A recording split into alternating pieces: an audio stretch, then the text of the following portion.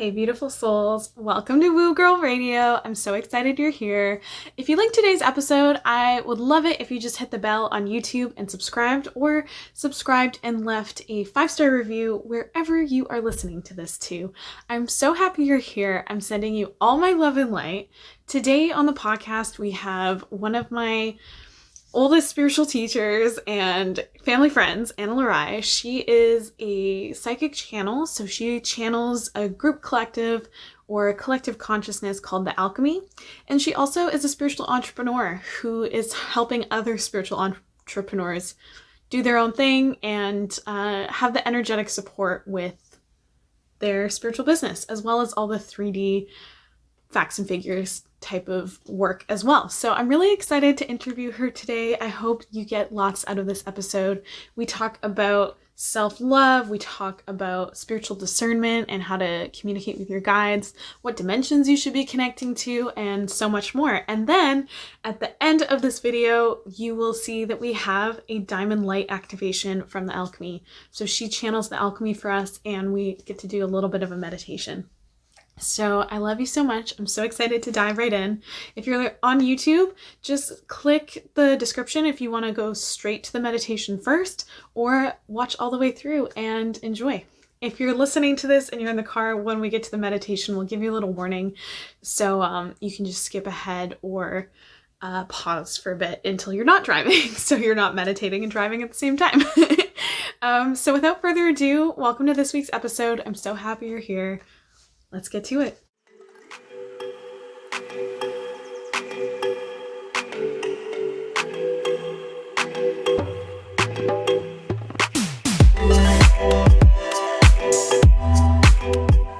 All right. So welcome everyone. We have Ana-La-Rai, who is the voice of the Alchemy and also runs Sparkles of Love. She is amazing. And yeah, she's one of the main reasons why I actually became a spiritual practitioner professionally. And she's actually launching a spiritual business course very soon. So I'm really excited to talk to her today. Yeah, do you want to say hi to everyone? And hi, everybody. It's great to be here, and congratulations on your woo woo girl. I love the name. It's just perfect. So I'm glad to be here, Leona. So thank you. I'm so happy to have you here. Yeah. So Ana-La-Rai is an amazing channel, and she has really practical tips for everyone on how to talk to spirit guides, how to live a more heart-centered life, and really just living from a place of spirituality rather than coming to it when you need help kind of thing. It's like you can make it a constant in your life. And she's so good at giving digestible steps at any level so that we can, you know, tune into our guides a little bit more, live a more intentional life. So yeah, do you want to tell us a little bit about how you got into spirituality, your path, how you got here? Yeah, I know it seems so strange because I was looking up today because I can never remember. And I really started on my journey in 2002, which just feels like forever ago. And I never really thought it would go anywhere. Like I had no intention of ever becoming a healer or a channel or having a business like that. That was just it. It was just this curiosity. It started a long time before that. One day when I was really in this bad way and I was driving my aunt home, and I said, oh, there's got to be more to life than getting up and going to work and having a paycheck and spending it and then starting all over. There's got to be more. It just feels like there's more. And I can remember at the time she looked at me and she said, well, of course there is. You're missing God in your life. And I was horrified because I was like, oh God, like, ew, my aunt, my religious aunt, oh my God. And, you know, I look back on this, funny, I was thinking about it this week and how that probably, as much as I was in resistance to the word God, because I much prefer other words, source or spirit or things. I guess I have, some of us still have triggers around that terminology. But it was many years later when I really started my path. And the funny thing for me is it started with a book that most people don't consider spiritual. And it was a book called The Celestine Prophecy. I don't know if you've ever read it or not. A great series of books. They're written by, I think it's James Redfield. And there's a movie out, but they're fiction. but I don't think they really are. It's interesting. Today, as I was thinking about our chat, I thought, oh, I really need to go back and read these again. And one of the things in the Celestine prophecy is it talks about coincidences. And that really, as I read the book, I'm like, wow, that's kind of cool. And I wasn't, at that point, I really wasn't awake at all. And that's really where my awakening started. Because I was so intrigued by coincidences, they started showing up in my life. I mean, and the more I saw, the more I was like, oh, look at that, look at that. And just observed, and it was playful. It was like an avalanche came forward, and all these coincidences started happening. So it really, it kind of got my attention, you know, and it was like, oh, look at that, look at that. And I didn't read a whole lot of more meaning into it other than, wow, look at this is happening. And you know, that's kind of where it started. And then I met, I was away, I had lived in Russia for a number of years, and I had promised myself when I would come back I would take a nice holiday. And so I decided to go to Mexico for a month on my own. And through a long series of coincidences and events, I ended up staying an extra month and going to San Miguel de Allende from Cancun up in the mountains to do a silver jewelry making course. And, you know, completely on my own. My poor parents were freaked out at the time and all those good things. And all these coincidences happened around it that are just like, I look back now and the universe was just right there with me. And I met on that trip what is now my closest friend, and her name is Candy. And she and her partner at the time were running a crystal shop. And so we developed this friendship in about 3 days, and then I had to leave. And, you know, we both ended up crying, and, you know, we knew each other, and it was just this. And, you know, and then we started this email journey, and she lived in Seattle and I was in Ontario, Northern Ontario, Canada. And so we decided she would come and visit me. And Candy likes to always give gifts, and she's been awake since she was born, and is really into crystals and stuff. And so she brought all these crystals. She was there for 2 weeks and brought all these crystals, and they were, you know, she would hand them out when she was guided. And you know, we were sitting there on the last night of her visit, and she hands me this. She said, I really think this is yours. And I'm like, I don't know anything about crystals. I'm not into crystals, you know. And the darn thing started to vibrate in my hand, and I dropped it on my glass table, if you can imagine. And I was so freaked out. And, you know, so there started my journey with crystals. So what would happen is I would start going into crystal stores, and I mean, my house is filled. Leona's been to my house. It's filled with crystals everywhere, and I love them.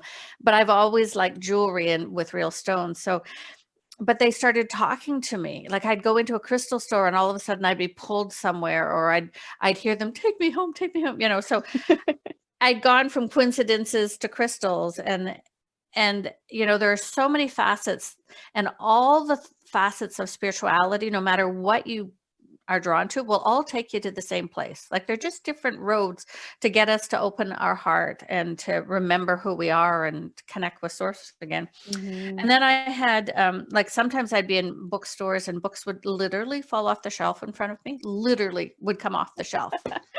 And, you know, it'd be like, okay, I get it. But one of the things that really helped, was a real big thing on my path, is in those early days, I would have literally, Leona, electricity run through my whole body. I mean, right through my whole body. And I wasn't touching anything. It would just run through me. And I came to know those as divine truths for me. And so when they happened in the beginning, it was quite rare. It was like, oh my God, okay, this is an absolute truth. And it would stop me, and I would really look at what was happening. And as my journey went on, those became less and less, because I could hear my guides so easily. And that one was really profound. And it sent me, those kind of things that happened, those coincidences and the electricity running through me, sent me to friends of mine, people who became friends, who then sent me to this website, and they said, this lady's coming from Australia, and we think you should go. And I'm like, you know. And then they said no. And so I went and looked at it, and I thought, no. And I was still just in the very beginning stages. I'd never really meditated at that point or anything. I was just really curious and open. And so this lady was coming from Australia, and she was doing a 2-week silent retreat outside of Montreal, which wasn't very far from where I lived. Like I could drive. And but at that point, I was no longer working, and I was on unemployment, and I was nearing the end of my time and my money, and I didn't know what I was doing with my life. And I was, starting to get a little bit of panic, and the electricity started running through me the second time I read it, and I went, "Oh my God, I'm supposed to go." And I'm like, "Okay." And I looked at, and the money, and literally it would use all the rest of my savings, and I would come home, and then my EI would end, and I'd be broke and have no, like literally flat broke, no money, no place to live, no nothing. I mean, bare bones. And I went, and my parents, again, they got freaked out all the time. And my parents were worried, and I didn't know anyone. And the teacher came from Australia, and I think there was one other Canadian. The rest were all from the US. And in total, there were 12 of us and the teacher. Didn't know a soul. It was never silent. I mean, she was Latino and an amazing woman, but she never stopped talking. Like, silent was kind of hilarious. But you're in this place, locked away, so to speak, in this place. And there were all this people who had been probably the first wave of healers, like these women that were in their 50s and 60s and 70s from New York City and all over, that had been the very, very, very beginning people who were readers and healers. And when we went around and introduced herself, I was the youngest. I knew nothing. I'd done nothing. And then all the spiritual, I didn't know it as that, started coming out as everybody went around. And I was the first person. And then, well, I'm so-and-so, and I've been doing this in this city for so long. And they got bigger and bigger as they went around to the whole group. And I'm like, and I'm like, oh my God, what am I doing here? And then our teacher spoke, and she channeled, and they said, oh, let all those egos go, because this little one who knows nothing beside you is just going to surpass you all. And of course, then they all hated me. Okay. Such a triggering moment. Yeah. Oh, it was a triggering moment. And I'm like, what? So, but at that 2-week retreat, so much happened. And I think what I would share the most, and it was really one of the most profound things that has still happened in my life, and I know I've shared this with you, Leona, is that we were doing, it was actually a full moon, which is today as we're recording. And an eclipse, I think, too. Oh, cool. Yeah. And and the energies are just running off the charts right now. And it was a full moon, and we were doing a guided meditation in the morning, and we went to some place I'd never heard of that was called Lemuria. And now I look back and laugh. Okay. She was leading on a guy. I don't know what that was. I didn't know anything, right? I mean, nothing. People talked about, oh, I went to the Ashtar Command ship and this, and I thought, oh my God, I'm with a bunch of Looney Tunes. And on day 3, so partway through this, I'll back up a bit. I'd been there 3 days, and all I did was fall asleep every time we meditated.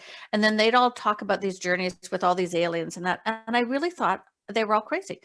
And I thought, what have I done? I've spent all this money, but I have my car. I can leave. So I went to bed that night, and I can remember saying out loud, and I should know better by now. Well, now I know better when I say things out loud as I go to bed. And I said, if I don't have an experience, I'm leaving. Well, the next morning we did this journey that was the journey to Lemuria, and I didn't know what it was. And you had to go into a water body and do this journey. And I have no memory of the journey. What I remember most is coming out. As you know, as you're coming out of deep meditation, sometimes you can hear down the tunnel the voice. And I heard myself speaking. I heard my voice. And as I came out of meditation, I was saying, I have my tail again. I have my tail again. And I had full memory of being a mermaid. Full memory, not imagination. And I'm like, oh shit, I'm crazy too. It was like, because I thought, oh my God. So the next week it was on and off. I got little bits here and there. And then on the full moon day, we went into this meditation in the morning. And I could hear the teacher saying, okay, everybody, it's time for lunch, come back out. But it was way, way, way, way down a tunnel. Like she was so far away. And I literally was pinned to the floor. We were laying down, but I couldn't even move my baby finger. I was pinned to the floor. Like I had thought someone had nailed me down. Mm-hmm. And then I hear her way in the distance, stop, sit down. Something's happening with Ana-La-Rai. And so everybody sits down and I still can't move. And I am being showered like it was pouring rain, showers coming down on me, but we're inside. It's not rain, it's energy. And the best way I could describe it is an absolute full body orgasm. My whole body was vibrating, and I'd never experienced anything like it, nor have I to this day. Yeah. And it was so profound, so deeply profound. And I couldn't move. And eventually, like they sat and waited with me, and eventually, nor did I want to move. And eventually I could sit up. I couldn't speak. I sat up and I went like this.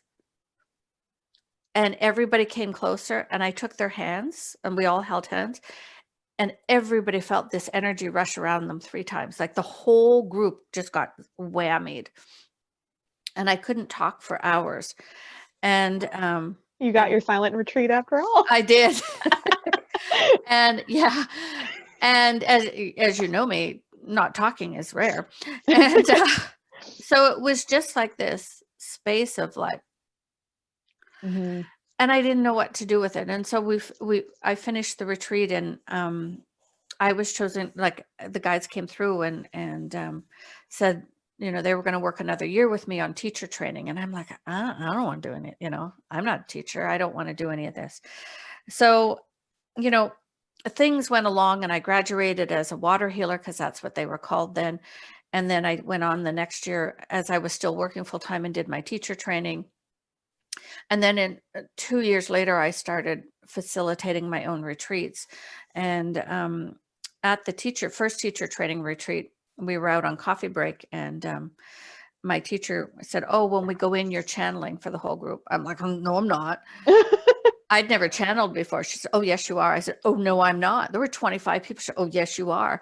And I'm like, So I went in and I called on my guides, and I had never channeled, and I stood and walked, and I felt all the energy come in. And I wouldn't recommend anybody do it this way. Anyway, and what happened? Well, she was helping hold the energy, and all the guides, we were in a retreat. So you're in the highest vibration possible. Mm-hmm. But as I'm channeling, what was really weird was information was coming in. I thought, because I was really observing and just allowing it to come through. It's like, this is wrong. This is wrong. This is not correct. But I could feel the energies. And then, so it was about an hour session, a guided meditation. But by the end, everything had come through, had corrected everything. And I found out later, like some energies that were not of the highest vibration had come in. Mm. And then from there, the guides came in and corrected everything and shifted. And nobody felt anything, like nobody in the group ever experienced anything negative. But I vowed in that day, I said from that very first time, if I can't be a clear channel, I won't do this. I can't worry about, am I giving right information? I just can't. And so from that day, I can always feel, and it's never happened again. You know, so because if you're good, the biggest thing in being a channel is trust, you know, because you have to trust what's coming through, and you have to be aware that your own filters are in place. So you really need to get out of the way, Mm-hmm. you know, really. So surrender and discernment together. Oh yeah. And that's a tough one. And I know lots of people that channel that aren't very good channels, you know, I've come across those too. And you feel it when you're tuned in your own intuition. Is this message meant for me? Is this of love and light? Yeah. And is it and you feel truth in your body, no matter where it's coming from, whether it's from TV, the newspaper, or a channel, you feel truth in your body. Mm-hmm. And so, you know, I started doing retreats then part-time on my time off, because I was working full-time in corporate as an HR director in resorts. And then 5.5 years ago now, I left my corporate job. I had a big corporate job. I was director of HR at a resort here on Vancouver Island and had been there 10 years and had all kinds of perks and benefits and a great pay package. And I was done. I was Yeah. just, my guides were like, some things had happened that it just didn't feel, it wasn't aligned for me anymore. And I had loved, loved, loved my job and done Mm-hmm. it well. And so I resigned. I gave 3 months notice so that they could find a replacement and all those things. And it was kind of weird because I finished on a Friday and then my mom passed away on the Sunday. It was like, Whoa. okay, you're out of there and I can, yeah. And so it was really this time of transition. So I've quit my job. I have a house I own and 2 dogs. Now I have Mm-hmm. to, and I had planned, I think, 3 months of money. Silly me, that wasn't enough, but and so those first few months I was exhausted from working so much. Mm-hmm. And then with mom dying, there was the grieving, and then I flew back and forth to where she lived and to help my sister and brother with selling the house and all those kinds of things. So the January rolled around, and one day I sat down and I went, oh my God, I better get my act together. I looked at my bank account and I'm like, I haven't done anything. Like, what am I going to do? So I sat down in my living room and I called on all my guides and I said, okay, I quit my job as requested. Now what? Because I didn't have a client base per se. Mm-hmm. And it was magical. My living room filled with beings of light and angelics, just filled. And they came through and they gave me what they called was messages from the enlightened ones. And it turned out to be, I did 5 series of them over time, and they were 1 hour live channeled sessions from different beings of light that wanted to bring through the newest information. And so that time they gave me who would go first, what order, and what their topic was. And it just went the first 24 of them. And then a week later, I sat down with them and they gave me the advertising tagline for each of the sessions. And that's really where I got started. And, was doing that. And a couple of friends helped me send out to their email lists and all of that. And I mean, it was scary leaving your big job. Now there's no money coming in and you don't have a social network because, you had one at work and now that's gone. But it was the best thing I ever did for myself.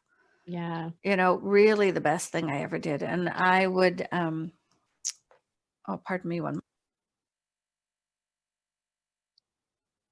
I would never have imagined that my life could be this awesome when I started out. But you got to really look at your crap because everything is going to come up. Yeah. Absolutely everything. It's like shifting and clearing all the stuff so you can get into that enlightened place. Oh yeah. And it and the cool thing is 5.5 years later, pardon me, that went down the wrong way. I'm offering a new program starting in January, at the end of January. And it's funny, it's not something, again, I ever thought I would do, but it's called Living and Loving Your Spiritual Entrepreneurship. And my guides have really assisted me. And we've laid out a 3D and an energetic program that is combined together to help people who want to become spiritual entrepreneurs. Mm-hmm. Because it's not just the business side, and everything. I look at it and I go, wow, if I had known that when I'd started, this would have been so much easier, and this would have been so much easier. And Yeah, because our crap does block things. Like when I hit 15,000 followers on TikTok, my clients dried up, my followers stopped coming up. I didn't want to create anything because I hit a fear level, right? Like I was like, I never thought I'd get here. mm-hmm. Panic mode. And until I actually like dealt with that crap, my followers didn't increase. I didn't get booked. I was burnt out. And then when I dealt with it, like, oh, everything's flowing again. So I think that's really smart to do the energetics with the like, how do you register a business, or like I what's a know. tax program, or how do you get an accountant, how do you find a heart-centered accountant, you know?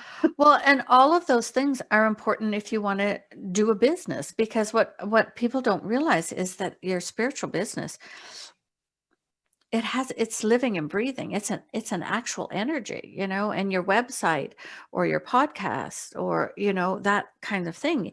Those are your energetic platforms in the internet, Mhm. so, and most people don't know these things. And so I'm really, really, really excited about this program and, the people that are coming forth and to be able to help people with that kind of stuff. And, but it's been kind of funny because my guides have brought through other new programs. Like this year, it's like I have 3 new programs launching next year. And I'm like, okay, okay. And they, I'm doing new moon creation sessions, which I've never done. I always do the full moon, which is one of my favorites. But I'm going to do, and Lady Isis is coming forward, and we're going to do, and she gave me all of the sessions, what the topic is going to be. And so I have no idea what it's going to be like because I just do them live. So Yeah. that's been really fun. So it's been fun. And then the third one is activating the original code of love in people. So, and that's from the 33 codes of origin. So like, these are 3 new ones that are just like, I'm kind of like, wow. Wow.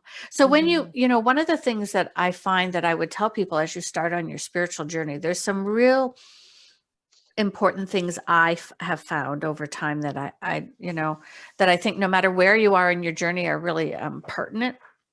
Mhm. And I really believe that I got where I am and I'm living this life I love, love, love, love, um, by saying yes to spirit. Whenever, my guides or spirit came forth and asked me to do something other than once, I Mhm. always said yes. Yeah. I always said yes. Because, when you work with guides and when you start to hear them or feel them, because not everybody hears like you and I Mhm. do. Yeah, But there's like 6 senses, so like yeah, find what sense works for you when works you're for you. dipping your yeah. I feel like the other Yeah. ones develop as you develop in your psychic abilities, but like just start with your entry point. Start, if you're clairgustant, you taste. If you're clairalient, you smell. So like do whatever works. Yeah, and some people they really feel it, or other people are more visual. And I agree, you start with one that's stronger than the other, but as they develop, then they all blend. Like I couldn't tell Mhm. you now, do I hear it, feel it, see it, know it? It doesn't matter anymore. But when I started really following my God guides, I learned to say yes. And that's always been the best thing for me. Mhm. Absolutely, because it's always led me on all these journeys of things I could never, ever have imagined. And, one thing I think that's really important for people on their path to understand is there's a lot of misinformation out there. So from my heart, I would tell you that the guides are always loving. Yeah. I They're, tell my students that all the time. If it's not of yeah, love and light, it's it's, not your guides. nope. They wouldn't make you do anything. Nope, it's never forced. It's Mhm. never angry. It's never manipulative. Or critical. It can be Nope. loving, like nudges, but it's never going to make you feel like garbage. No, no, no. And they invite and they suggest, we invite you to look at this, or we suggest you. It's never mandatory. It's because we have free will, and they really honor that. And one thing that's really, as you start to hear guides, one thing that's I learned a long time ago that I think is really important to share is that one of the ways to discern, because I know that's hard, really hard in the beginning, is that when your guides actually speak to you, the information and energy will pop straight down in. Mhm. And it's like it's not your own thought. It's not like you've been thinking, okay, ta-da, the bell went. No, it drops in straight. So if you're hearing, because some people have said, oh, I hear my guides always, on this side. If you're hearing here or back here, anywhere except straight in, it is not the highest vibration. It is not. So lower vibrations will send you messages through other ways. Okay. So that's really an important one for discernment, and another important discernment piece is that, as we said earlier, you can always feel the truth in your body, Mm-hmm. guides as well. But if you're ever concerned, there's a universal law that you can ask who they are. Well, it's actually commanding. And Mm-hmm. so if a being is coming forth in any way, verbal, visual, feeling, any of them, and you don't know who it is, you say, I command to know who this is. And you say it 3 times. I command to know who this is. I command to know. And the universal law is they must respond with who they are in truth. And they must do it 3 times in a row. So if they only answered twice, you're not getting truth. Okay. And so they will say, I am, and it will always start I am and who they are. Mm-hmm. So I don't know, about a month ago, one of my guides started speaking, and I had just had a really weird day. I wasn't feeling well and everything. And I'm like, oh. I command to know who is this? Because I was just in this funny space. And all of a sudden I heard laughter. Okay. And then I heard, I am Lord Melchizedek. I am Lord Melchizedek. I am Lord Melchizedek. And then this burst out laughing. And of course, he's this high vibrational being that I work with all the time. Yeah. And he completely honored, like they have to honor it. But I was like, oh my God. But he thought it was the funniest thing going. So it's a good way, again, if you don't know who you're dealing with, be really cautious. Mm-hmm. And you can Yeah. command things too. Like I only am working with the love and light because I always Mhm. say spirit speaks more in vibration and intention than actual words. So like if you have a very clear set intention, I only work with high powered beings, I only work with love and light, I only work with high vibrational beings, I'm not interested in the rest. And Yeah. then you're very clear when you're connecting, like I want to speak to Archangel Michael, and you send out Yep. a vibration of what Archangel Michael is to you, kind of thing, then you're much more likely to actually connect with him because Yeah. you're You're putting being that clear. vibration out. Yeah. And what I did in the very beginning is you have to be really careful because there's all kinds of fourth dimensional beings and they can easily trick you. And there's all kinds of beings of light that have all kinds of power that aren't of the purest source yet. They're doing their own thing, right? And working through their stuff. So I, in the beginning, always called forth dimensions of this beings of light, of pure light of the 7th dimension or higher, so that Mm-hmm. I was never getting anything that wasn't of that kind of frequency. Mm-hmm. But you're right, you need to set a really, really, really clear intention. And again, you will always feel the truth in your body, Mm-hmm. always feel the truth. And It's ask for confirmation too. Like I always tell my intuition bootcamp students, like if you get a hit, if you get a synchronicity and you're nervous, don't just accept it. Like ask for confirmation, connect more, ask for 3 times, do whatever you need to do to feel confident that you have connected to the light. yeah, yeah. and Mm-hmm. and it feels totally different, and then the other thing I should talk about is that it's that balance between discernment and surrender, because Mm-hmm. and surrendering is letting go of control, and it's that old expression, let go, let God. And a lot of people have a real hard time with that Mm-hmm. because they're trying to make it, force things to be the way they want it. Well, what if that's not the best way for you, right? Mm-hmm. What if it isn't? And I think for me, one of the things that was big learning is that all of the shifting that you're going to do, all of the growing, only always comes through the heart. It's really not about the mental. On the mental level, we can understand things, but nothing really shifts unless it's worked with love Mm-hmm. and light, that you're really working with your heart. And in in days past or months or years past, lots of people did all kinds of processes and followed all kinds of rules, but they did it more from memory or from, like in school, reciting things. And that doesn't work. It's really Yeah. about your emotions, your feelings, your heart.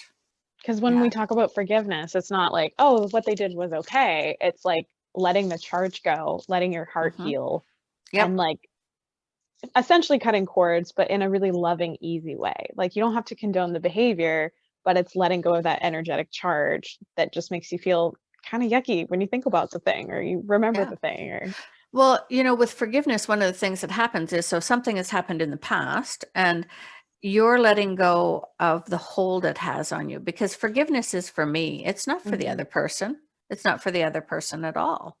So Yeah. so that's important. It's like Buddha's quote of it's like drinking poison and expecting the other person to die. It's like Yeah. when we keep holding on to it and having that negative vibration in our body constantly, it's only hurting us. Yeah. They've probably moved on, Well, they you may know? not even remember it because it was Yeah. something for you.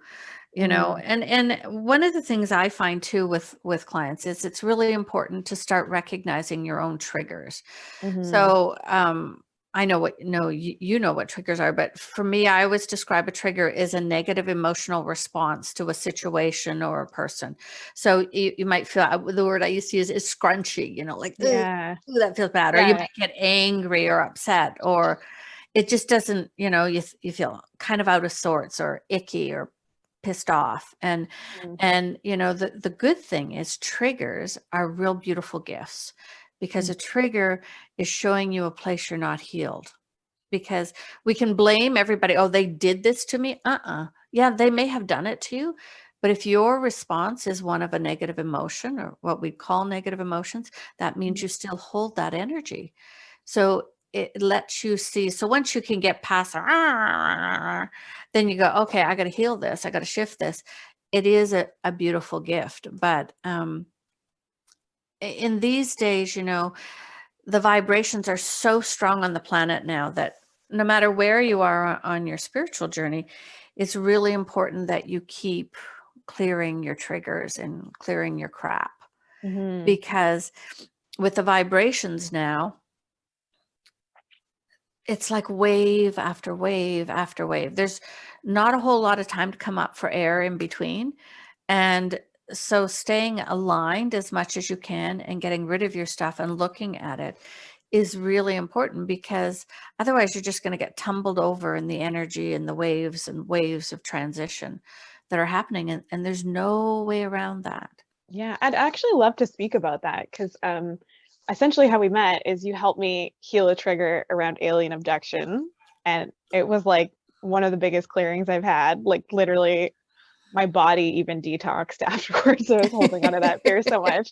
And then we didn't talk for a bit because I was living in Vancouver and a little far away. And then it's like the universe just lined everything up so I could come to one of your Mexico retreats. And we worked on raising the vibration of the planet. And I Hmm. think I see this on my Instagram and my TikTok. A lot of people are kind of grasping at straws when it comes to this age of enlightenment and awakening. And I think a lot of people are like, my husband's not awake. Is he going to get left behind? Like, are the ships coming to get us? Like, what do I have to do to be in 5D? Was the Mayan calendar right? Like all this like fear All this stuff. stuff. Yeah. But the alchemy is such a clear source, Yeah. I would say. And you're the Yeah. voice of the alchemy, which is a collective consciousness that helps us raise the vibe of the planet as we go through this transition. And I'd love to just touch on that so that people maybe can relax a little bit if they're Okay. listening Yeah. today. Well, no, that's a good thing.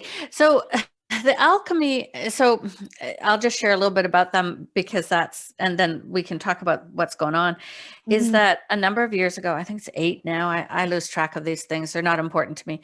I was away up here on Vancouver Island at Dolphins Resort with my friend Sarah, and it had been the full moon and we'd gone out for a winemaker's dinner. It was lovely. So the next morning we said, okay, before we go home, let's do a meditation. And I opened up and I said, okay, any beings of the light of the ninth dimension and higher who want to come through. And I can remember at the time going, wow, I wonder why I'm doing this. Like it was really out there. And all of a sudden I could just feel this energy come in. And it was Lord Melchizedek, who I knew, and Mm-hmm. I heard him. And then all of a sudden it shifted. And I channeled like this. I couldn't speak. Literally, the vibration was so strong.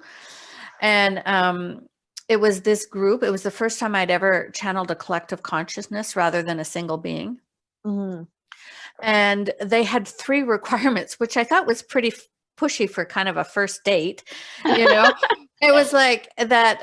They asked us to work with them for a year. They asked us that the hardest one for me was to put out any messages in the world they brought forth. I'm like, well, I don't even know you. And the third one was, I think, was to meet at least twice a month, something like that. Mm-hmm. And I'd have to look them up and so eventually it grew pretty quickly. We ended up with a website and then doing global meditations. And now we've done almost 8 years of every Tuesday free worldwide global meditations. And we'll link that in this episode too. So if anyone's listening, okay, have all the links so you can join if you like. Yeah, well, and what we do is they're all free. They've kept the weekly meditations, and their purpose is a simple thing: to help raise the vibration for planet Earth for the Great Awakening. So they're a collective consciousness of beings of light that we know and don't know across the planet, who come at the time of transition for a planet. So it's not their first rodeo, so to speak, and they're real gentle. They only work with love and light. And it's always about raising the vibration. And in normal times, we do 2 gatherings a year, and that's where you came in Mexico, where we spend a whole week and the vibration goes up, up, up. And those are amazing, because that's where we do usually at least one really big planetary piece of work. And they never talk about them. You'll never see it in print anywhere, what they did or anything. That's just the way it is. They come in under the radar. And it's a great way for anyone that wants to help. You know, it's an hour a week. It's Tuesdays, Pacific time at 6:30 in the evening. And the following week, it's 10:30 in the morning. And then we post them all on our website, so you can download any of them. And, you know, what's been happening the last year and a half now is a new wave of energy has come onto the planet. And it's the diamond light. And some of you may have worked with diamond light before, but this is a brand new frequency of diamond light. And over the last year and a half, there have been more than one color of diamond light, and they have different frequencies and different things. And maybe when we're done here, Leona, I'll do a little channeling and we'll bring it in for everybody to feel it. I'd love And that. Yeah. yeah, and it's just, you know, I look at all the stuff out there online and everybody talking, and, you know, there's a lot of talk right now about, oh, everything's going to change on December 21st again. Well, we had that a few years ago where everybody thought the world was changing. And I personally, and the Alchemy, one thing I love about them, they don't give dates. You know, they don't say, oh, you know, and next year on this date, this is happening. No, it's all based on the collective consciousness, the vibration on the planet, and where the collective is and where Mother Gaia is. And they will say, and this was huge for them, that we are in the transition right now. These are the next wave of ascension energies. The frequencies are rising every day with the diamond light pouring down onto planet Earth. And so this is why doing your clearing is so clear, because this high frequency is coming in. It's like pouring fresh water into a dirty glass, and all the gunk comes out. And you have no choice, you know, unless you're leaving the planet, which some people are doing. Some people are. Honestly, I feel like part of the pandemic is a lot of people being like, okay, I'm tapping out. This is the end of my life contract. Not that if you've lost someone, I'm not sorry for your loss. It's obviously a very troubling time for a lot of people, but I don't think anyone dies by accident. I think there's more of a purpose there. So it's interesting to me that right as we hit 2020, such a huge global thing is happening. Yeah. And you know, what's interesting is I really believe we're in the middle of it. And I think what's disappointing for lots of spiritual people is it's not what everybody thinks it was going to be. Like, all these people really thought it was the ships are going to come and we're all going to be saved and the banking system's going to crash and the governments are all going to fall and there's free money and free food for everybody and we're all going to be enlightened. And it's not, you know, and people are struggling with all of this. And, you know, but it's, to me, it's the breaking down gently. You know, every other time our planet has shifted, all life on the planet's been wiped out. And this time was, no, we're not wiping it out. So let's see how we can do this. Like slowly turning up the volume or the temperature kind of a thing. Or the frogs in the pot. Like, we don't want to jump out. We got to wait as it, as but it it's goes. Yeah, as yeah. it goes up. And so all that's why it's so important that people stay aligned and try to, instead of judging everything out there, like where you see all the things. And the other thing is, so much of, in my belief, so much of what's on the news, no matter what social media site or on TV or whatever you're listening to, so much of it is lies right now. It is so hard to tell the truth from the falsity. Or just Um, fear too. Like, I and don't listen to the news because I just don't want to be in that vibrational I know. state. Well, there's so much fear running on the planet right now, just fear everywhere. And that's all, you know, I don't want to get into that discussion about what that Yeah. all is, but there's fear running Separation, everywhere. and it's And really polarizing. Yeah. that's the word I use too. It's like we're moving into this state of polarization. But the Great Awakening is about everybody going into the light, everybody shifting. And I don't think it's about we're going somewhere. I think it's about the changes here on Hmm. planet Earth. And I don't think it's going to happen overnight, like lots of people want it to. Hmm. I don't think that's the way. And I think it begins here. It begins with each of us. And the more you can go into the state of observation and non-judgment, so let's say for those who are American, no matter which way you voted, you just send love to everybody, you know, and the thing is, sending love is without expectation. So if you want to send love to someone to try and change their behavior, that's the wrong way to do it. You have to be able to do it without any expectation, that they receive it Hmm. or that it will change anything, because then because otherwise that's called manipulation, Yeah. So true. influence and manipulation. And so the more we can just observe and you go, okay, not being attached to it, surrendering it, just really letting it go. And I can give you a really good example because of surrender. It's you know when you look at all the things going on, like how do you move through this? You've got to move into that state of surrender. And I've had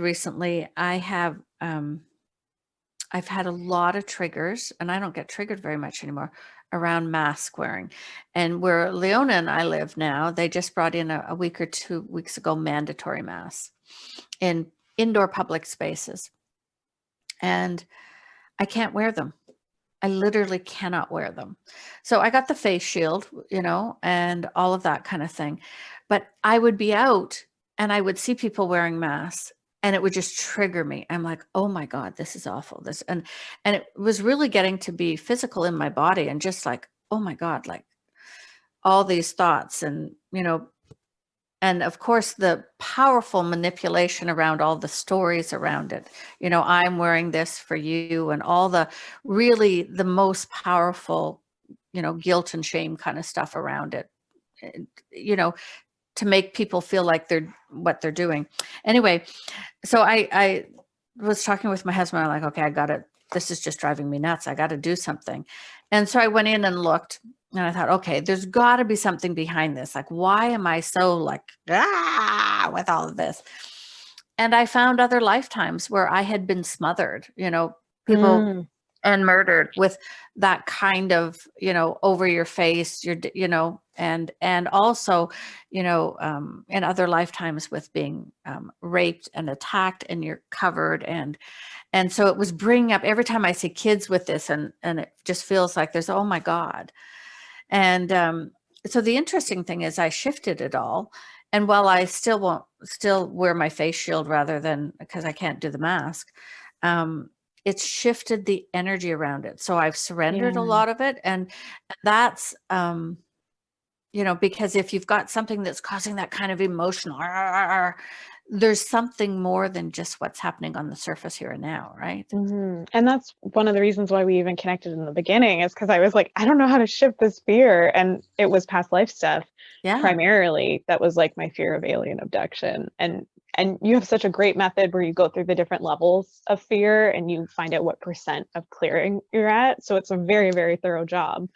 But yeah, it's always an opportunity to go inwards and It look at what's is. fueling our behavior. And our fears. Yeah. And the hard thing, the other thing I'd say right now that's challenging is on a collective. So the collective consciousness is also a living energy on planet Earth. So it's our collective, all the humans' emotions. And it's just running wild with fear, and that's what all of this pandemic story has done, is it's brought up people's fear of dying, their loss of their job, their health, their family, everything, wearing masks, every fear you can imagine is rolled into this, right? So when you look at it, especially any of you out there that are empathic or really sensitive to energies, you're probably feeling way more than Mm-hmm. even what's happening that's even yours. And so Mm-hmm. one thing to always ask when you start to feel fear or stuff come up is this mine? Or Yeah. what part of this is mine? Or am I tapping into the collective, or my spouse or my neighbor or my roommate is running all this fear and that's what I'm feeling? And Mm-hmm. that's why I think it's so important every day. One of the things I would suggest and what I do every day is I always connect to the light, to Yeah. pure, and I always call pure source light, not just light, pure source light, and I bring it down into my body every single day. So I'm connecting to source.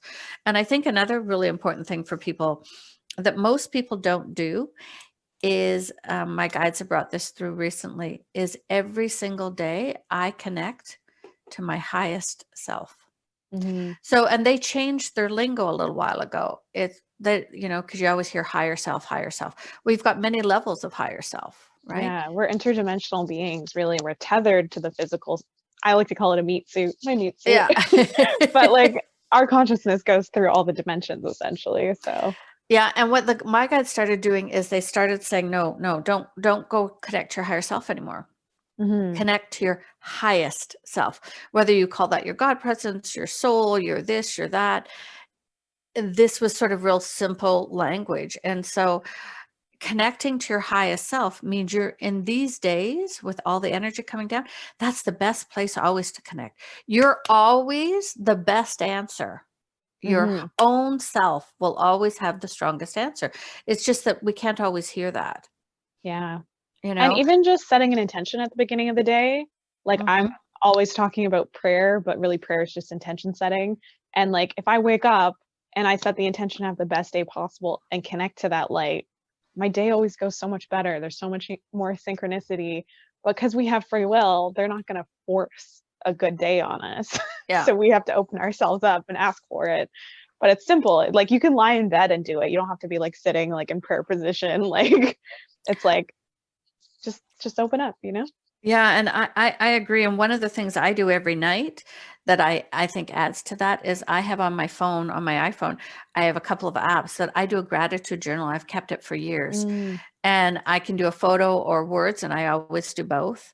And it's this great memory tool, but I write at least 3, sometimes there's 7 or 8 of things I'm grateful for, mhm. every day, whether it was we had sunshine and we were calling for rain, or that we had a yummy dinner. And yesterday on it was, we put up our Christmas tree, and, you know, Yeah. And you love Christmas too. I love I your do. Christmas tree. You have the So best decorations. but it's just so fun to have, like, when I believe gratitude on a vibrational level is a really high frequency. So the Mhm, more you can stay in gratitude, even, and it's not about the big things, it is, but it's about the little things. It helps shift your vibration. It helps you view life differently. And they've proven this scientifically as well, besides all mhm. our woo-woo stuff around it. Yeah. But it's, bringing in the light and connecting to the light, setting your intentions for the day. You know, I just find, uh, all of those things, connecting to your highest self, envision, whether it be intentions. Some people I know really envision their day. So if you're really Mhm. visual, you imagine, okay, this is my meeting with my boss and it's going to go well. And all of those things work. And if They, it's hard too, like set a reminder on your phone, like, okay, gratitude time. Okay, this is time to set my intentions. Like label your alarms and make it as seamless and easy as possible. You can do voice clips for your gratitude journal if writing's hard for you. Yeah, like Just however way you want to do it. There's no wrong way. It's just it really shifts. And if you do it some sort of gratitude journal, in 30 days you'll see a difference. mm-hmm. It's just, and you want to do it every day. I like it at bedtime, just, as I go to bed, because I'm falling asleep in that state of gratitude. Mm-hmm. What a great way to fall asleep is in that state of gratitude. Yeah. You could even like set an intention to open it up in the morning too. So you go to sleep with it and then you wake up and you're reminded of all the awesome things. Yeah. And like, oh, sorry, go ahead. I was going to say there's no wrong way. It's about Mm-hmm. finding what works best for you. I call it, you probably too, your daily practice. What Mm-hmm. is it you want to do every day? And it can be 3 minutes, it can be half an hour, whatever you want. What works? Is there a meditation you want to listen to? Is there, doing your intentions, bringing in the light? Maybe you always want to start with some yoga, like whatever it is. These are the things that help you align. And if you're having a rough day, find a bathroom, sit on a toilet, and because nobody disturbs you then, Mm-hmm. and do it again. Reset your intentions, or look at what you're grateful for, or bring in the light, because those are times. And that's what I call aligning. And I mean, when I started my journey, when you're starting, you get triggered a lot, right? Mm-hmm. I'd be going to the bathroom. I think people must have thought there was something wrong with me, because I'd be marching into the bathroom and I'm like, okay, just align, just breathe, slow my breathing down, but it works. It Mm-hmm. works. And I do EFT with some of my followers and clients. And I'm like, if you don't feel comfortable doing it, go into the bathroom, like as you're showering, like tap and say your positive affirmations, Yeah. or in the car, like before you come in, if you have kids or something, like Yeah. tap for 5 minutes, bring in the light for 5 minutes, do whatever you need to do to shift Whatever. things. And there's so many cool tools out there. The one thing I would say to everybody, that bringing in the light every day, pure source light, connecting to your higher self, and then all the others, are all great tools. One of the ones that I use with my clients too is from Access Consciousness, and it's called "What Would It Take?" And you say it 40 to 50 times a day, and you don't ever answer it. It's for the universe to answer. So what would it take to have a great day? Or what would it take to heal my body? Or what would it take to get a raise? Or whatever you want. Mm. But you say it and say it and say it, because the universe will always answer. So the more that you have negative thoughts. So it's one of those things. So people that look at their bank accounts or are in financial challenge, they look and go, oh, I don't have enough to pay my bills. So the energy you're putting out is the energy of lack. And the universe doesn't judge anything. It just goes, oh, lack. And then it shows you more lack. Yeah, like your wish is my command kind of a thing. Like, oh, you want lack? There you go. That's what you're There you telling me. go. Yeah. You're afraid, we're going to bring more fearful stuff to you. And it works the opposite way. The more you are joyful and happy, which are higher vibrations, the more you find the joy and the happiness. And it doesn't mean that bad things Mm. don't happen or things come up, but it's easier to deal with. It's Mhm. much easier to deal with. I had an example, I'll tell you, because it's kind of funny. I was working with some of this with one of my clients, and my clients pay me through PayPal primarily. And every once in a while, every so often, my guides tap me on the shoulder and say, okay, move it into your bank account. And it's usually at a certain dollar amount, a couple thousand, I just move in. And so my guide said, tap. Okay. So I went into my PayPal account and I moved my money into my bank account. And the next day I had to be in PayPal for something. I had to check something. And there was a couple thousand sitting there again. I thought, oh, it didn't work. Okay. Because sometimes PayPal screws up. So I moved it into my bank account. And 2 days later, I'm in my PayPal for something else again. And damn, if here we were the third day and it still hadn't worked on it. So I moved it a third time. Well, I looked at my bank account. It had filled every time. They were all new $2,000 amounts, in just a few days. And because I felt it in this energy I have so much, Mhm. and I was moving it. And then it took me days before I realized. I was like, oh my God, this isn't the same 2,000 or, 2,200. It's just flowing. And so Mhm. the more I could forget about what it was or be grateful for the amounts, the more it moved and the faster it moved. But when you're in lack, you run too much fear. And sometimes it's hard to jump from like lack to full on abundance. So like you can always just be like, okay, universe, surprise me. Okay, universe, I'm open and receptive. Send me a sign. Maybe you find $5 on the street, and that might not seem like a lot of money, but if you've asked for a sign, that can be like a nice confirmation, and then you slowly can just open up more and more. Then you start to believe it more. Then you start to get out of that lack, and you can do the what would it take? What would it take to fill my bank account? What would it take Yeah. to have $2,000 every couple days? What would that take, universe? And It's it like a fun doesn't, game. and it is. And the other part of it is you have to have no attachment to it. So there's the challenge, right? If you're saying it all the time because you're in fear, then Yeah, it's never going to work. So it's it's at the easier. vibration. I like how you said make it a game, because it's Hmm. the more you can start with, you're manifesting with something that's not important to you. Hmm. Cup of coffee. Yeah. Manifest a cup of coffee. Yeah. Yeah. Yeah. And then the easier it gets. And I know that when financials, and because that's the biggest trigger for most on the planet, Hmm. when finances are low, it's really hard to try and think of it any other way. I get that. I really get that. And when people come to me and they say, "Oh, I really need help with finances," and they want a quick fix, the hard thing is finances isn't really about finances. Yeah, it's about the Finances, energy. yes, but it's also about your self-worth. Hmm.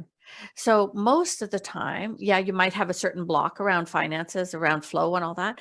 But when you start digging into finances, it's usually about how you view yourself, how you Hmm. view your own worth.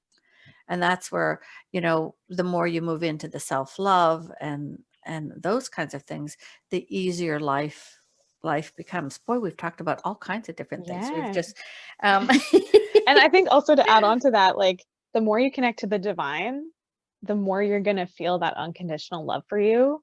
And Mhm, it's just going to be easier to accept the good things in your life. Because when I was a server, I'd get triggered all the time. Like mhm, I was trying to be my highest and best self, but like there's certain things about being in the service industry that just sucks sometimes. So I'd get constantly pulled out of that throughout my day. Now that I'm a spiritual entrepreneur full time, I get to just serve people, and that feels so much better. So the money's flowing in a lot easier because my soul is happy being of service to people. I mhm. I feel more of service. I feel more of that unconditional love because I'm connecting to the light all the time. So I'm not saying everyone has to be a spiritual entrepreneur, but how do you feel of service? How do you feel like you're living your life's purpose? And the more aligned I think you get with your highest self, like you say, the Mhm. easier it is for money to come in because you're not in resistance all the time. If the universe is trying to get you to get on your highest path and you're like, no, no, no, I have to be in corporate, or I have to be a server, or I have to do what I went to school for, or whatever, and they're trying to nudge you to something else, that's resistance in itself, and it's going to be harder for the money to flow in. Well, and the other thing that happens is, if lots of people have a hard time finding their purpose, and that's okay, but it's about not being in resistance to whatever your job is. So let's Hmm. say you're cleaning rooms, for an example, and not many people, it's not high on their list, right? When you go and stand at a hotel, you're so grateful that they've done a good job. But Hmm. if you can do any job you're doing, whether you're a server, whether you're a bank teller, whether you're writing books, no matter what you're doing at any level, if you can do it with love and light and be grateful that you have this job or that you get to do this, it changes it no matter what the work is, because it's not really about the work. You're right, it's about the energy. So energetically, am I in resistance to what I'm doing? Am I unhappy and I feel awful, like, oh, it's Monday, I have to go to work, oh my god, not another week of all that crap? Hmm. Well, yeah, you're creating more of that crap by your energy, Yeah. by how you feel about it. If you could start to be grateful, or even if it takes you a while to find some of the good things. And if it's really that crappy, why are you staying? Yeah. Right? Why are you staying? And moving onto your path and moving forward is going to require or at least it was for me. I think probably for you too, a little bit, Leona. But you have an amazing mom who supported you through all this, so it's a little different. Is And you that too. You've been instrumental too. I got lots of help. 3D and beyond. is that there's this leap of faith that comes. Mm-hmm. There's this leap of faith. I mean, I know I took one when I quit my corporate job. I Mm-hmm. didn't know what I was going to do. I didn't know how I was going to do it all. But there's, you know, and that doesn't mean you don't plan or that you just say, okay, I'm quitting, and you've made no plans and you have nowhere to live. I mean, there's a balance between the Mm-hmm. trust and the surrender and the leap of faith and the 3D, Mm-hmm. right? Yeah. And when you're making aligned decisions from actual guidance, like you say, connecting to the light and feeling it drop in from on top, like they'll provide the physical for you. But if you're just being impulsive because you think it's like, I'm going to go move to the bush, and like you might eat the wrong berries if you're not prepared, you know? So it's like, Yeah. it's actual guidance versus that impulsivity of like Yeah. romanticizing quitting your job or something. And the other thing, the other thing is we don't we always think we know what's best for us. Mm-hmm. Oh, this job is the best. I gotta do this, or this this person to date, or this dress, or this adventure, whatever it is. But when you can surrender more flows to you that you might not have chosen. Mm-hmm. Like, Yeah. I would never have known that I would have ever done all this. Mm-hmm. Like, so many things in my life have happened that I would never have chosen, would never have consciously said, I want this. Mm-hmm. And we get so stuck in what the media and our peers and our schools say we should do. And it's what makes your heart happy, what makes you really happy. And maybe it's artistry, maybe it's numbers, maybe you are one of those off the chart accountants. Mm-hmm. Okay, last thing on my list. But if that's what makes you happy, then the more you can follow your own happiness, your own passion, the better your life is going to be. And maybe Mm-hmm. you can't make a living at it. That's okay. But the more you can do things that make you happy, not out of obligation, Yeah. like it's really what your heart wants to do, the better your life is going to be. And So true. And I know it's harder when you have children or a mortgage to pay or rent and all of those things, but you can still find time somewhere to do something that makes you happy, Mm-hmm. It that could be a brings really you cup some of happiness. tea. Yeah, it doesn't have to It could be be a big thing. it could be a bubble bath. You Mm-hmm. know, you want to try and find that peace and joy. So when you look at, have you ever shared with your clients about your students about the love and above scale? A little bit, yeah. Yeah. So different emotions hold different vibrations. So um, anger is one, and shame and guilt are the lowest vibrations. So it's on a scale, I think, 1 to about 1,000, and they're really, really low. It's actually lower than death or something. It's really kind of funny, and different levels of emotions. So fear, guilt, judgment, all of these, they've all been scientifically measured. Mm-hmm. And you can Google it, love or above scale, and you'll see some different numbers, but the results are all the same. And the higher so love or above is, love is 500. So the more often you're in the vibrations of love, and that's not romantic love, that's the universal love, then peace, joy, happiness, gratitude are all above that. So the longer in your day you can be in those frequencies, the easier your life gets, because you move more and more into the flow. And the more you, and the teeter-totter, the up and down, is really harder on your emotional state these days.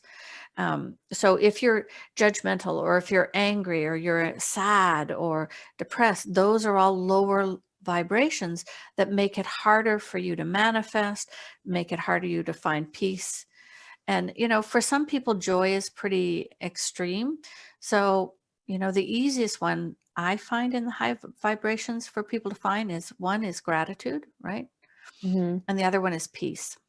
Yeah. because that's a lot easier than what people perceive joy, happiness, love. So if you can find something that feels like peacefulness in your heart. Even just bringing attention to the moment, like a lot of us get anxious for the future or the past, but if you're like, okay, right now I'm sitting here, I'm talking to Ana-La-Rai, I have my cup of coffee, there's nothing wrong, so I can be at peace in this moment, because most people are okay actually in the present. In the actual moment. But you're Hmm. right. Most people don't stay there very long. It's about Hmm. what's the rest of my week like? What's happened? What's going to come up? Hmm. And yeah, but it's such being as you awaken, it is, and I've been doing this for a long time, and there's still every day it's like, whoa, what's the next adventure? Hmm. And it just feels like I just feel so blessed. And it all depends on your attitude of how you look at it all. And do I have bad days or bad hours and things happen? Yeah, of course.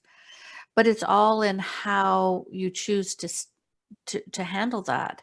And the more you can move into the higher vibrations, the more you can open your heart, the more you can surrender and work with the light, the pure source light, and love and light, and hear your guides, or just be in integrity. The more your life flows. And if you Hmm. don't know where to start, then I would say paying it forward, the kindness. The more, that is such a simple way to move things along on your path, is to be kind without any expectation of anything in return, right? To Well said. help others, Hmm. because Yeah. then, I don't know, it fills this space in your heart. Yeah. Agreed. Yeah. Speaking Yeah. of that, should we move into the activation stuff I now that know. we're, I was just thinking the yeah, same like looking thing. at the time, I don't want to. Yep. No. Okay. So I think what we're going to do is I'd like to bring in the alchemy, and we're going to bring in some diamond light for a few minutes. So most of you should be able to feel this. But what I'm going to ask you to do is close your eyes, everybody. And you should not be, hopefully you can't be driving. So you need So to be if you're sitting driving, still. pause, come Yeah. back to it later. And come back later. Okay. So just close your eyes. And I'm going to just ask you to feel as we just connect you to pure source light.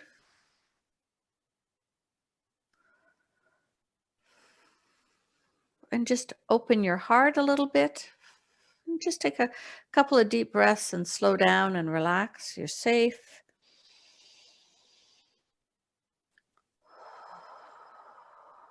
And just let your body feel comfortable. Greetings, beloved ones. We are the alchemy. And on this day, it is our pleasure to be present with you. We are a collective consciousness that comes forth at the time of transition for a planet and a people. And as our beloved ribbons, the one you know as Ana-La-Rai, as she spoke, we come to co-create with you, and you are in the midst of the Great Awakening. And the diamond lights come forth as part of the divine plan to bring the higher frequencies onto your planet. And we remind you that each of you in human form, that 3 minutes per day, you are welcome to bring in the white or the pink diamond light through your physical body. And we will share with you that the white diamond light is the basis, and it holds the codes of remembering who you are on all levels. It is the next wave of the ascension. And the pink diamond light is designed to support the physical body. It is a soft pink in color, and it is supporting the energetics to assist you in the here and now with your physical body and your systems, so they don't get bombarded too much. We hope this makes sense, but let you experience some of this. And then we thank the Leona one for posting our link in this podcast so that others can join us on Tuesdays should they wish.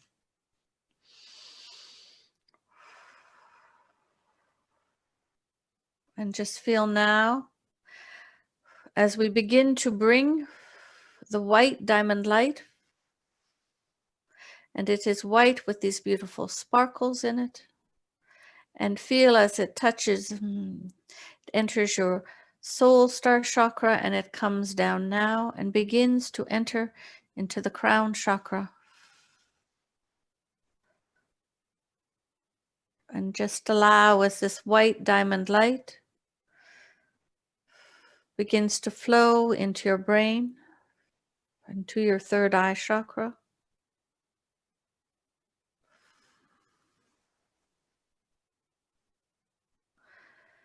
And it moves down into the amygdalas, the fear center, coating them. It moves to the left and right hemisphere, into your eyes and ears, your teeth and gums, and your nostrils, and into the pituitary and pineal glands. And normally, beloved ones, we do this much slower, but we have a little time, so we're just giving you a little taste.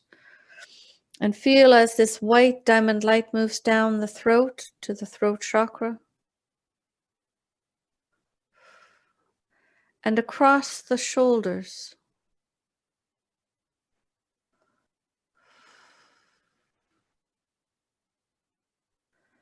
and down to the elbows, to your wrists, and to your hands and fingertips. And the white diamond light begins to flow down your spine and in to the higher heart and the lungs. And feel as it flows into your heart chakra. And it is being modified by your highest self so that it does not overload any of you. For those that join us on Tuesdays, after listening to many of these meditations, can hold a lot more of the diamond light, for their bodies are more accustomed to it.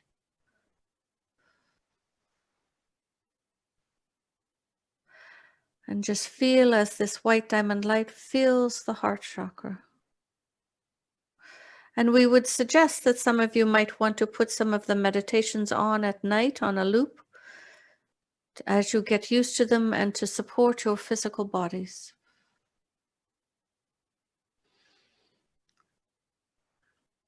And it moves now into the solar plexus. And just feel the expansion. And it is moving into the circulatory system, the blood, the vessels, the veins. And now it moves into all of the organs in the midsection of the body. The stomach and gallbladder, the liver and intestines, and all the named or unnamed organs.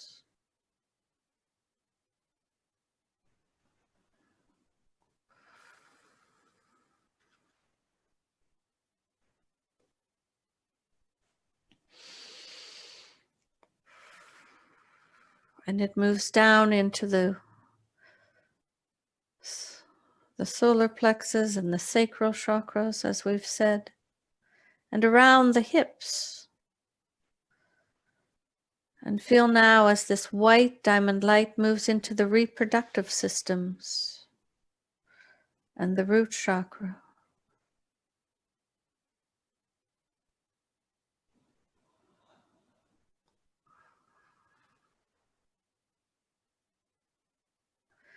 And it moves down the thighs to the knees.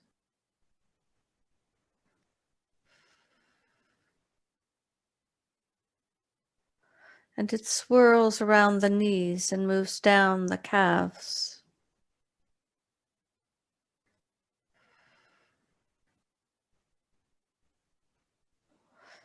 And around the ankles.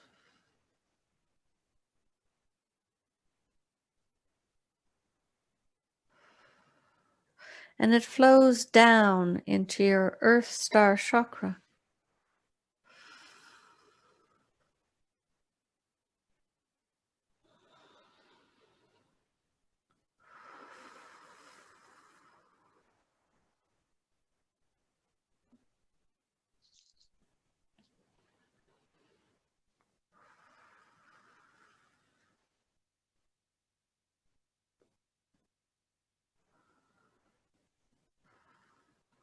Beautiful, beloved ones. Just one more minute, we will let it flow through all of you. Just receive.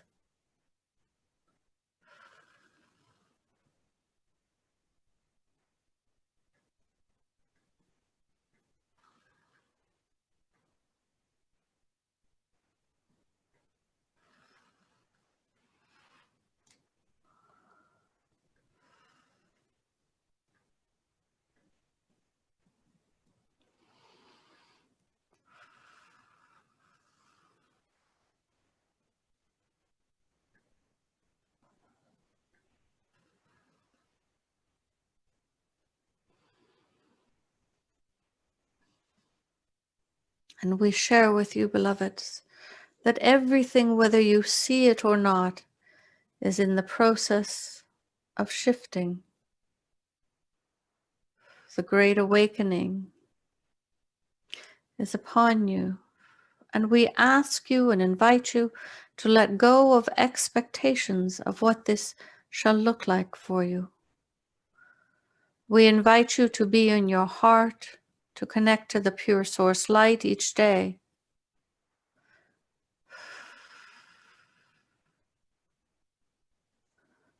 To be kind to others and to the self.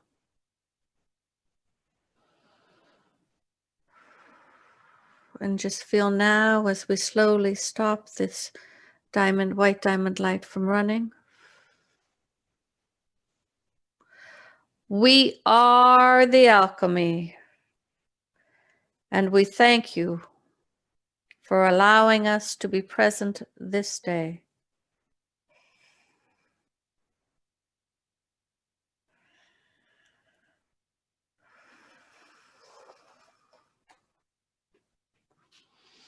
And whenever you're ready, everybody, just open your eyes. You might feel a little woozy.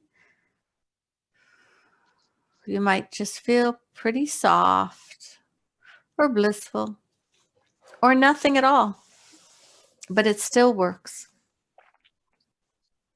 Yeah, that was amazing. Thank you so much. You're welcome. Alchemy. What a nice little moment in the middle of the day, especially on this full moon day. It just feels so perfect. I know. And everybody's welcome to join them free on Tuesdays and download any of the back episodes. And they're just always helpful. If you're having a hard day, it's just pure love. A little bit of spiritual hygiene almost, Yeah. Just out what you don't need for the day. Absolutely. So, right. Yeah. Amazing. Well, thank you so much for your time and your expertise. Do you have any kind of closing thoughts or any thing you'd like people to know? We'll link everything about how to follow you. So sparklesoflove.com, the Alchemy Collective Consciousness. Sparklesoflove.love. .love, yes. Yeah, .love. No, I think I would say to everyone, it's just been such a pleasure to be here, is that, hang in there, that things are shifting, and the best way to find your way is through your heart. And, stay connected to the light and really just start connecting to your highest self. And there's so much help out there. There's so many, great articles, and just really start to allow your body to help you by feeling the truth and Yeah, I think that's really about living love and light. Hmm. Yeah. Couldn't agree more. Yeah. Yeah. So just Amazing. enjoy the ride. Yeah. Enjoy the ride because it's pretty awesome. It's really Hmm. pretty awesome. Yeah. So, We come here for a reason. So I don't think it's any mistake that you're yeah. here right now, that we're all Yeah. here right That now. we're all So, here. No, and at this time, especially at this time more than any other time on planet Earth, we came to be part of the Great Awakening. We're all contracted for that. And if mhm. we're, that's why we've come to be part of this new, whatever this new is. Yeah. So it's to Co-creating me, together. yeah, to me, it's such an exciting time to be on planet Earth, and really an exciting time. And I Mhm. guess the other piece of advice I would get is find other spiritual friends. Mhm. It's really important to find a community, whether it even be an online one, if you can't find people where you live that have similar beliefs. And it doesn't matter what beliefs you have, it's just that there's that heart opening, because you can do far more together than you can alone. Mhm. Yeah. Couldn't agree more. Yeah. I Yeah. almost think sometimes that like the light workers intentionally spread out a little bit so we could Uh-huh. anchor the energy, but it's lonely sometimes when you want to go out for coffee with I know, and someone. it's really important to have like-minded people in your life, and that's a good intention to set, because then that just starts to happen. It Mhm. just starts to happen. And Leona, thank you so much for having me today. It's been a pleasure, and it's always Thank so you. exciting to see all your changes on your journey and how you're doing, and it's just wonderful to see. I'm so Yeah. pleased for you. I'm so grateful. Yeah. I mean, my life changed after the first alchemy gathering for the better, for sure. Um, yeah, a lot of people came when I came back were like, "You're not the same person you were like a week ago." Like, but it was good. I let a lot of my old crap go. So, Yeah. And um, those are great opportunities when you can. I mean, the alchemy has changed my life too. mhm, Absolutely. yeah. So Absolutely. And I'm so all for the grateful, better. Yeah. and I'm so grateful we were brought together in this lifetime too. And Me too. yeah, yeah. Yeah. Well, thank you so much. You're welcome. Anyone who wants to follow along with Ana-La-Rai, I will link everything in the bio and wherever you're viewing this or listening to this. And just know that we love you. We're happy that Yeah. you came here and hung out with us today. So, Yeah. yeah.